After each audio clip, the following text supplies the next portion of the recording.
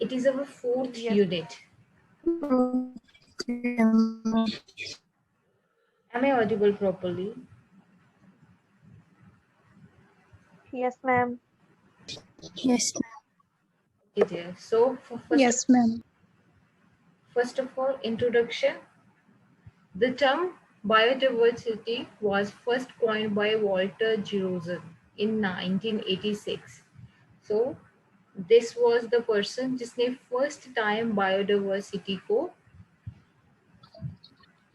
बाकी सभी लोगों में पॉपुलेशन में लेके आया गया था ये word biodiversity by the person Walter G Rosen. So what is biodiversity?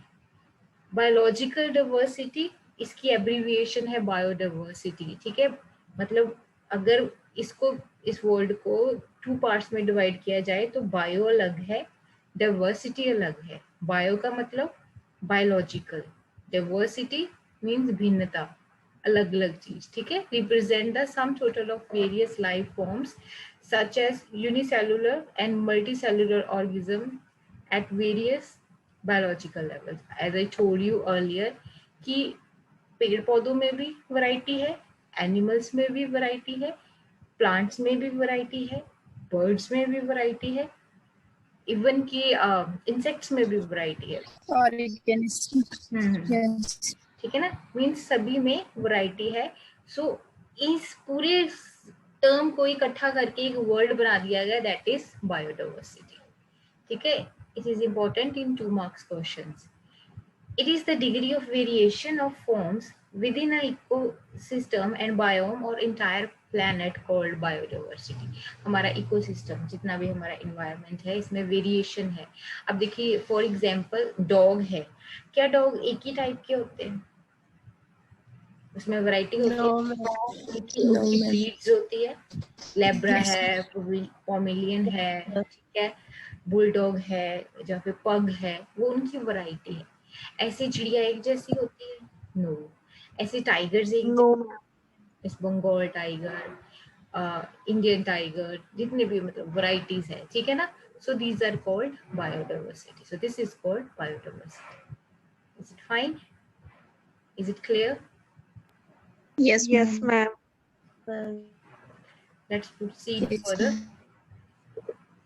So we can divide biodiversity in 3 types: biodiversity of species, biodiversity of ecosystem, and diversity of genes. Means diversity of species, diversities of ecosystem, diversity of genes.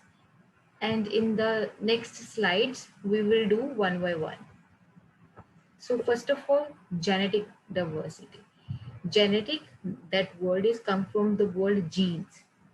कि jeans में diversity वो कहलाती है genetic diversity. So it describes the variation in the number and the types of genes as well as chromosomes present in different species. So इसमें क्या है, variation number में, jeans में कितने जीन्स की स्पीसीज में प्रेजेंट है, उसमें कितनी वेरिएशन है, that is genetic diversity. The magnitude of variation in genes of a species increase with the increase in the size and environmental parameters of the habitat. अब किसी भी प्राणी है या कोई एनिमल है, उसका जीन्स कैसे प्रभावित होगा साइज से. ठीक है, और as well as environmental parameters, वो किस इन्वायरमेंट में रह रहा है उससे भी उसके जीन्स इफेक्टेड हो जाते हैं. ठीक है. The genetic variation arises by genes and chromosomes mutation in individuals and in sexually reproducing organism, and it is spread in the population by recombinations of genetic materials during cell divisions after sexual reproduction. कैसे एक person के जो jeans है वो second person में कैसे जाते हैं? when they do mating. ठीक है, जैसे फॉर एग्जाम्पल ह्यूमन बींग्स की शादी होती है, ठीक है, वो सेक्सुअली इंटीमेट होते हैं, देन उनके आगे बच्चे होते हैं. तो इस तरह जीन्स एक स्पीसीज से मतलब एक से दूसरे में ट्रांसफर होते हैं. ठीक है ना. आप साइंस स्टूडेंट हो, यू मस्ट रेड कि XY क्रोमोसोम्स होते हैं, फिर जब वो मिलते हैं 13 का पेयर होता है, देन बेबी प्रोड्यूस होता है. ठीक है. सो ये जेनेटिक डाइवर्सिटी है। Is it clear? यहाँ तक क्लियर है बच्चे? Yes, ma'am. Yes, ma'am. Next is what is genetic diversity. So genetic diversity को और एक्सप्लेन करते हैं. रेफर्स टू द डाइवर्सिटी और genetic variability with in species. Each individual species, अब देखो ह्यूमंस है, अब ह्यूमंस में भी तो स्पीसीज कितनी है. जैसे वी आर इंडियंस, ठीक है, we are called brown people, ठीक है, फिर येलो पीपल जो जापानीज वगैरह होते हैं, फिर ब्रिटिशर्स वाइट, जो अफ्रीकन वो ब्लैक, ठीक है ना, उनकी स्पीसीज होगी. which are the source of its own unique features. In human beings, for example, the huge variety of people's faces reflects each person's genetic individuality. हर एक पर्सन का face her एक person की genetic individuality को बताता है. The term genetic diversity also covers distinct populations of a single species. वो कहते हैं कि जो जेनेटिक डाइवर्सिटी है एक सिंगल स्पीसीज, जैसे इंडिया वाले हैं उनकी जीन्स अलग, जो अमेरिका वाले होंगे उनके जीन्स अलग. Such as the thousand of breeds of different dogs और the numerous variety of dogs. ऐसे जैसे ह्यूमन की स्पीसीज होती है, as I told you in earlier slide, कि जो डॉग्स होते हैं उनकी ब्रीड्स होती है. हर डॉग एक जैसा नहीं होता, ठीक है ना, उनकी ब्रीड्स होती है. जो अभी ह्यूमन पॉपुलेशन क्या कर रही है, ह्यूमन सेपियंस क्या कर रहे हैं, वो अपनी पसंद के डॉग को पेट बनाते हैं कि मुझे थोड़ा पपी टाइप बड़ा प्यारा सा चाहिए तो वो पग रख लेते हैं, पॉपिलियन रख लेते हैं. उनको थोड़ा स्वीट सा चाहिए, लॉयल चाहिए तो वो लैब्राडोर रख लेते हैं. उनको थोड़ा खूंखार चाहिए तो वो पेट बुल रख लेते हैं, जर्मन शेफर्ड रख लेते हैं, ठीक है ना. तो ऐसे ही वो कहते हैं कि अब रोजेस की भी तो वैरायटी होती है, red rose, yellow, white, black, pink. अब रेड में भी काफी वैरायटीज आती है, एक थोड़ा रेड होता है, कुछ डीप रेड होता है, ठीक है, क्रिम्सन रेड होता है. तो वो कहते हैं कि हर एक, चाहे वो फ्लोरा है, फ्योना है, एनिमल्स है, चाहे बर्ड्स है, प्लांट्स है, कुछ भी है, उनमें वैरायटी होती है. It is called genetic variety,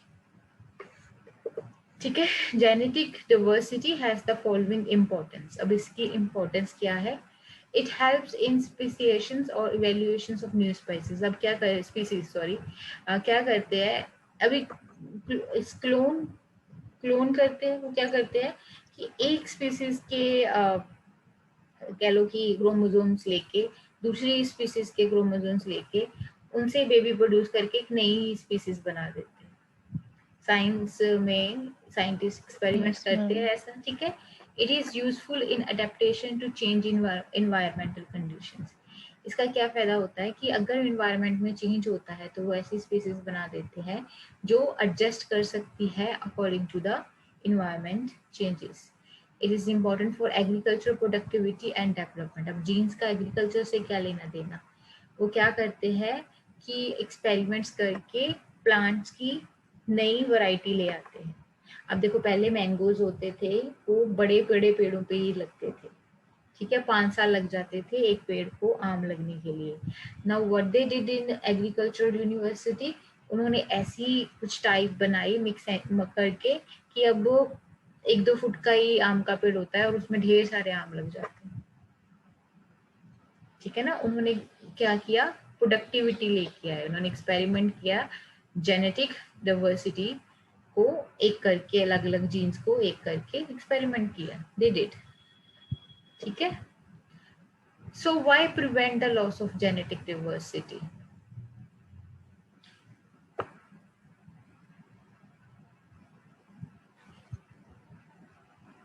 अब हमें रोकना है जेनेटिक डाइवर्सिटी के लॉस को, कि डाइवर्सिटी हमारी जो जेनेटिक है वो लॉस ना हो. तो इसके लिए हमें क्या करना पड़ेगा. The loss of genetic diversity is difficult to see और मेजर. पहली बात तो ये है कि हो सकता है कि कोई स्पीसीज बिल्कुल खत्म भी हो जाए, ठीक है, तो उसको बचाने के लिए what they do, they take the help of experiments, है ना, Yes. genetic diversity. The loss reduces the species' ability to perform its inherent role in the whole ecosystem. पर जेनेटिक डिवर्सिटी का एक नुकसान क्या है कि जो असली में जो चीज है वो तो रहती नहीं, हमने तो एक्सपेरिमेंट करके उसको चेंज कर दिया, ठीक है ना. अगर कोई स्पीसीज है वो अपने at the on the edge of extinction है, वो खत्म होने वाली है, तो क्या होता है, वो तो हमेशा के लिए खत्म हो जाएगी। अगर उसके जीन्स की हेल्प लेके हमने नई कोई ब्रीड पैदा कर भी दी है, लेकिन वो असली वाली तो लॉस हो गई ना। Extinction is not only the loss of whole species but also preceded by the loss of genetic diversity within the species. अगर मान लो कोई स्पीसीज खत्म हो गई, जैसे कुछ साल पहले जो टाइगर्स थे वो सारे कितने कम रह गए थे, ठीक है, टाइगर्स खत्म हो जाने Yes, से, ma'am. ठीक है, लेकिन अगर खत्म हो जाते उनके जीन्स की हेल्प से किसी और मेल फीमेल अलग अलग हो जाते, हम कुछ नई स्पीसीज बना भी देते, लेकिन जो ओरिजिनल थी वो तो खत्म हो गई ना। Furthermore, the loss of genetic diversity within the species can result in the loss of useful and desirable traits. वो कहते हैं कि अभी कई एनिमल्स है, उनकी वो तो खत्म होनी होनी थी, लेकिन उनके साथ उनके हेल्प से ह्यूमन बींग्स के जो फायदे होने थे वो भी खत्म हो जाने थे। Reduced diversity may eliminate options to use untapped resources for food production, industry and medicine. अब देखो diversity loss हो गई है, तो फूड प्रोडक्शन, मान लो कि हम एनिमल्स खाते हैं, ठीक है, नॉन वेजिटेरियन जो पर्सन होते हैं, ठीक है, कार्निवोर्स होते हैं, लेकिन वो तो खा ही नहीं सकेंगे क्योंकि स्पीसीज खत्म हो गई। मान लो कि अभी जो मुर्गियां खाते हैं जो, ठीक है ना, जो नॉन वेजिटेरियन है, अभी सारी खत्म हो गई, तो फूड प्रोडक्शन रुक गई, इंडस्ट्री रुक गई। अगर मेडिसिनल प्लांट्स खत्म हो गए, उनकी स्पीसीज खत्म हो गई, तो दवाइयां बनेंगी, हमें अल्टरनेटिव सोचने पड़ेंगे। Is it clear? That is genetic bio, Yes, ma'am. ठीक है। Yes. Yes, ma'am.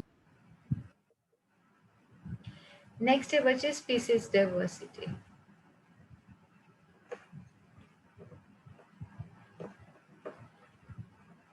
I think